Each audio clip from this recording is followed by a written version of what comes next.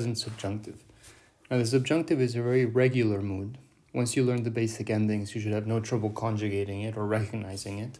And the endings themselves are also very simple. They are just the present indicative endings, which are the very first ones that you learned in Greek, except there's a lengthening of the thematic vowel from an omicron into an omega and an epsilon into an eta.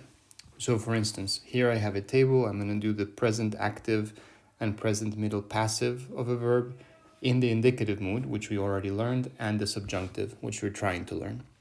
As you know, in the indicative, the present active, say, of luo would be luo, lues, lue, luomen, luete, luusi, sometimes with a nu. And as you know, this means I release, you release, she releases, we release, etc. Now, to do the subjunctive, all you do is lengthen that thematic vowel in the middle of the word. Now, luo stays the same because it already has an omega, but everything else lengthens. So, luo, lues, lue, luomen, luete, luosi, with an omega. And as you can see, the omicrons have turned into omegas and the epsilons have turned into etas.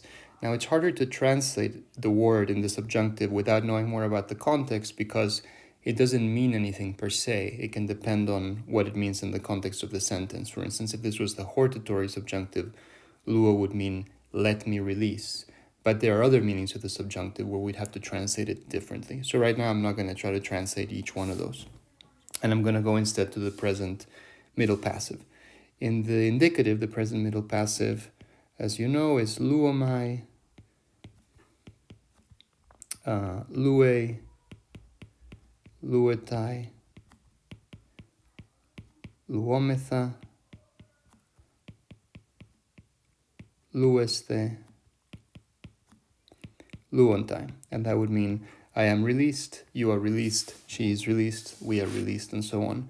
And the subjunctive, once again, I just lengthen the thematic vowels. That becomes an omega, luomai, lue, luetai, luometha, lueste, luontai. Very easy.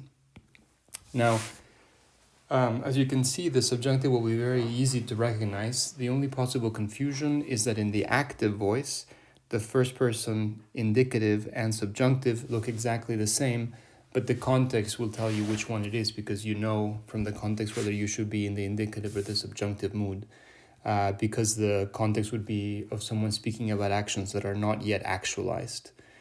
So other than that, it should be simple, and as we'll see when we go into other tenses of the subjunctive, the endings always remain the same, which makes it a very easy mood to recognize.